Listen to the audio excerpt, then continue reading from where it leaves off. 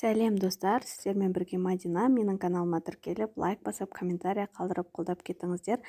Дәл осындай сочный болып шығатын котлет жасағыларыңыз келсе, онда осы рецепті пайдаланып жасап көріңіздер. Сіздерге міндетті түрде ұнайды деген ойдамын. Және де пікірлеріңізді комментарияға қалдырып кетіңіздер. Бұл котлеттің ерекшелігі, біз ешқандай да булка, нан қоспаймыз. Бізге керегі фарш, өздеріңізге керек мөлшерде алыңыздар. Менде мына жерде жарты килограммдай фарш, соған үлкен 2 бас пиязды майда етіп турап аламыз. Пиязымызды турап аламыз.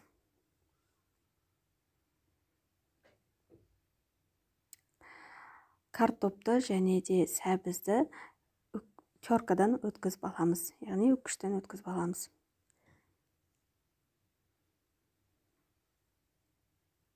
Ұзын сияқты көрінгенмен піскен кезде білінбей қалады достар, сондықтан қорықпай дәл осындай теркадан өткізе беріңіздер. Ас көкіні турап аламыз және де керекті мөлшерде сарымсағымызды майда етіп турап аламыз.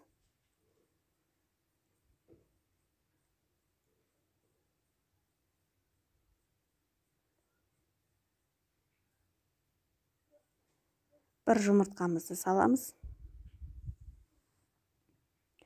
Қара бұрыш, тұзын өздеріңіз дәм тұзына қарай салыңыздар.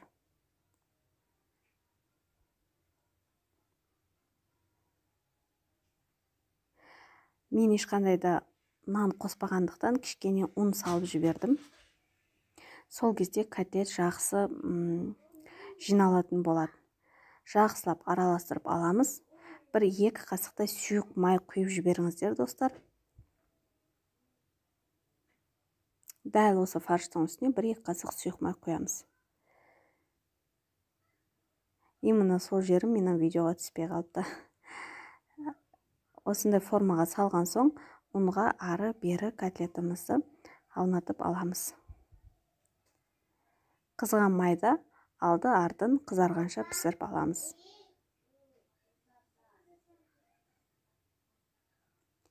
Ерекше дәмді болып шығады достар. Міндетті түрде жасап көріңіздер, сіздерге ұнайды деген ойдамын. 100% сенемін, что сіздерге ұнайды.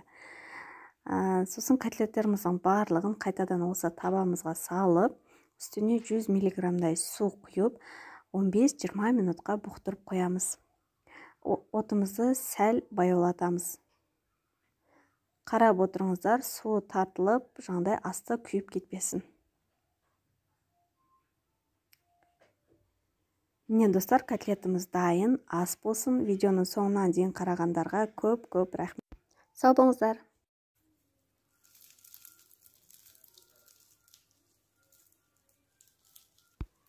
Дәл осылай қытырлап тұратын самсаны жасайтын боламыз. Бұның еш қиындығы жоқ достар. Бізге керегі ұн, су, тұз ғана.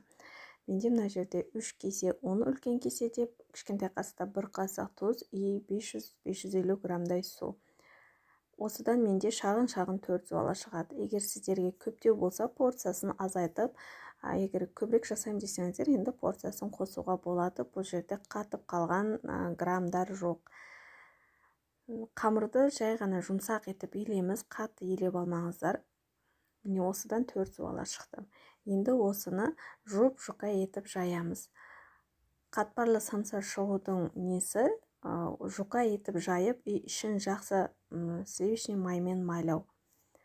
Достар, менің каналым сіздерге ұнап жатса, тіркеліп, лайк басып қолдауларыңызды өтінемін. Бұл менің жаңа каналым болғандықтан сіздердің қолдауларыңызды өте қатты қажет болып жүр.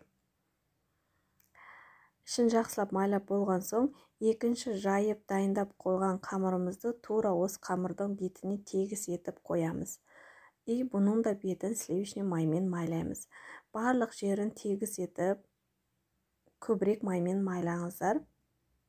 Барлық жерін тегіс жақсы майлап, рулон жасаймыз. Екі ұшынан май ағып кетпеу үшін осындай ұштарын жауып қойыңыздар. И қамырды демалдыруға 1 сағатқа холодильникке салып қойыңыздар.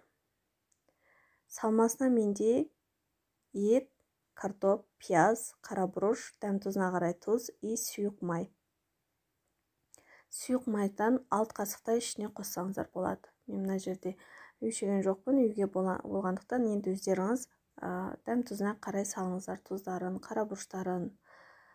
Картопты ұнатпасаңыздар, салмасаңыздар да болады. Мен өзім картопты жақсы көрем. Дәл осылай дәмі де сәл басқаша шығады. Балалар да жегенге жақсы. Енді қамырымызды алып, өзімізге керекті размерде бөлшектерге бөлеміз. Оны алақанымызбен сәл қисайтып осындай жалпайтамыз. Ал қамырымызды мүмкін болса жайған кезде ұнсыз жайыңыздар. Осы именно самсаны салмасын салып түйетін кезде ұнсыз жайыңыздар, сол кезде қатпарлары жабылмай әдем тұрады. Сол үшін қамырды илеген кезде қатты бос ұстап қоймаңыздар. Ол кезде ол жабысып иленбей қояды. Мынау югурский түйілгені, екіншісі менде жай ғана 3 бұрышты етіп жасаймын.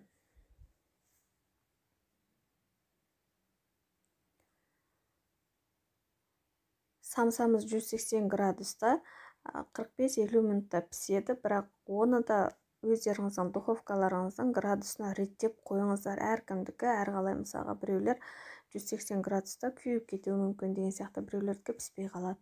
Ал самсамыз дайын. Бетін енді жұмыртқаға мен всегда сүт қосамын. Сол кезде жұмыртқаның дәмі шықпайды және де әдемі түс береді.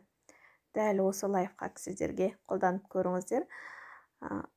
Барлығын жақсылап жаққаннан кейін бетіне кунжут, мак, сондайларды сеуіп қойсаңыздар болады. Но это для красоты уже.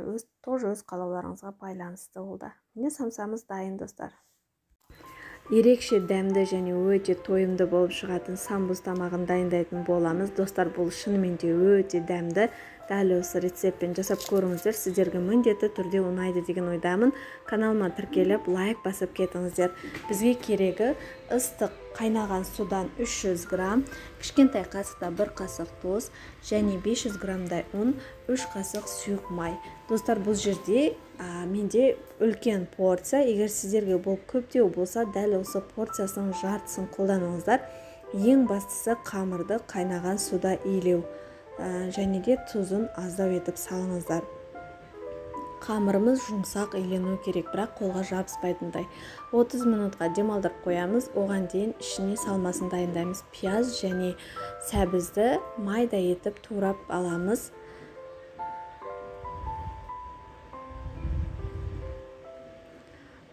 Ал қамырымызды лағман сияқты осылай домалатып, сәл жіңішке болғаннан кейін майда-майда бөліктерге бөліп дайындап қоямыз. Домалақ шариктерді жасап аламыз. Барлығын бөліктерге бөліп, тағы да 10 минутқа кішкене демалдырғызып қоямыз қамырды.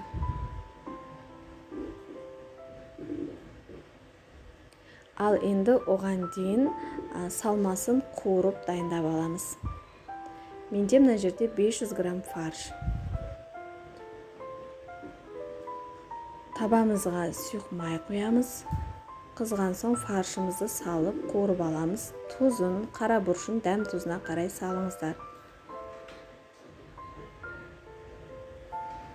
Пиязымызды саламыз және де сәбізді салып қуырамыз. Барлығы толық піскенше қуырып аламыз. Толық піскеннен кейін салмасын суытып аламыз міндетті түрде.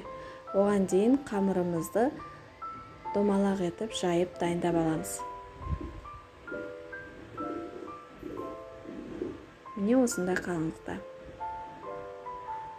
Салмамыз уже суыды, дайын. Ішіне салып, жан-жағын жабыстырып, және де қиғыш болса, айналасын шетін қиғышпен кесіп алсаңыздар болады, әдемі шығады. Қиғыш жоқ болса, шанышқымен басып шықсаңыздар болады. Ішіндегі салмасы піскендіктен тек қана қамырын пісіреміз, сондықтан жай отта қызған майда тез-тез екі жағын пісіріп аламыз. Бұл өте дәмді болып шығады, достар, ас болсын. Бүгін сіздерге ерекше еленетін чөбіректің рецептін көрсететін боламын. Бұл рецепті өзім бұрыннан қолданамын. Тек осы тәсілмен илеп, осы тәсілмен пісіремін. Ал достар, кеттік. Бізге бір дана пияз керек. Осы пияздың сыртын жақсылап жуып, қабығымен бірге кәдімгідей қайнатып аламыз. Оған дейін 2 кесе ұнымызды дайындап аламыз. Кәдімгідей қайнаған күйінде илейміз. Міне көріп тұрғандарыңыздай буы шығып тұр. Және де 3 қасық сұйық май, кішкентай қасықта жарты қасық тұз салып уже араластырып алдым.